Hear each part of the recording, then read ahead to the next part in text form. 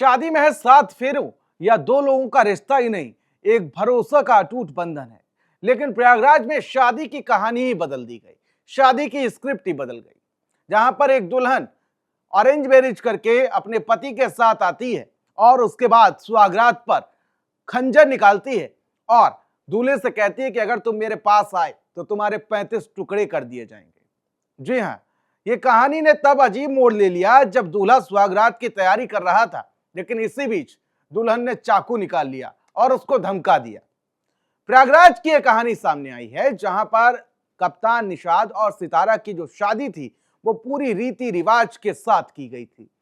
मंगल गीत गाए जा रहे थे, शुभ घड़ी का इंतजार किया जा रहा था, दोस्त नाच गा रहे थे। लेकिन इसी बीच जब सारी रस्में संपन्न हो गई तो सुहागरात की रात कुछ ऐसा हुआ जिसे देखकर दूल्हा सन्न रह गया।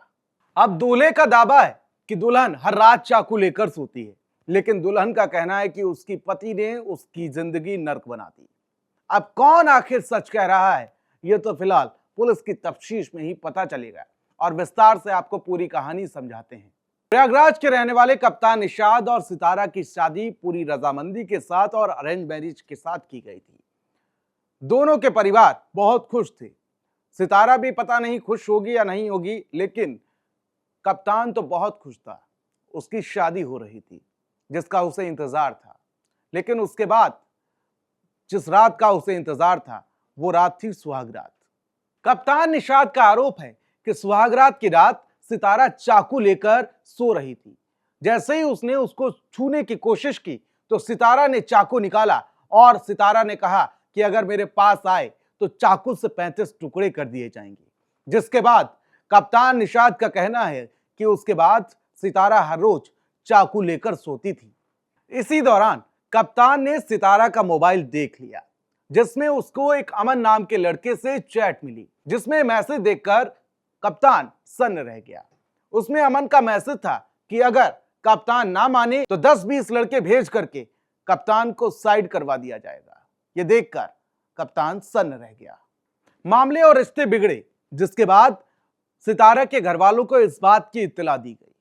जिसके बाद सितारा के घर वाले पहुंचे और पहुंचने के बाद पुलिस को भी इसमें इन्वॉल्व किया गया। पूरे मामले में सितारा को समझाया गया, कप्तान को समझाया गया और रजामंदी से पुलिस की मौजूदगी में एक लेटर साइन करवाया गया, एक पत्र साइन करवाया गया। जिसके बाद सब कुछ ठीक सा लगने लगा था। लेकिन फिर सितारा अपने घर पहुंची, मतलब अपने मायके पहुंची, और जिसके बाद वो लौट कर भी आई। लेकिन एक दिन कुछ ऐसा हुआ जिसे देखकर सब सन्न रह गए। घर की नई दुल्हन ससुराल से भाग गई। एक पाइप के सहारे वो नीचे उतरी, जो पूरी घटना सीसीटीवी कैमरे में कैद हो गई और सितारा फरार हो गई। इसके बाद सितारा को ढूंढने का सिलसिला शुरू हुआ। तो वहीं अब मां और बहन का दर्द तो सुन लीजिए। मां का कहना है कि अगर उस चाकू से मेरे बेटे को कुछ हो जाता तो मेरी तो दुनिया ही उजड़ जाती, मैं किसी को मुंह दिखाने काबिल नहीं रह जाती। तो वहीं फिलहाल अब पुलिस सितारा की तलाश में जुटी हुई है।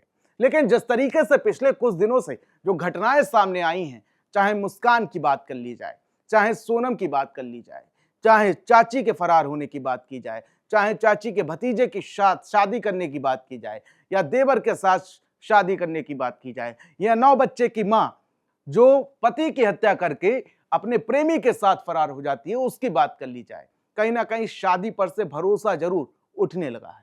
आपको क्या लगता है इस पूरी घटना को लेकर, हमको कमेंट बॉक्स में जरूर बताइएगा। तब तक के लिए मुझे दीजिए इजाजत। नमस्कार।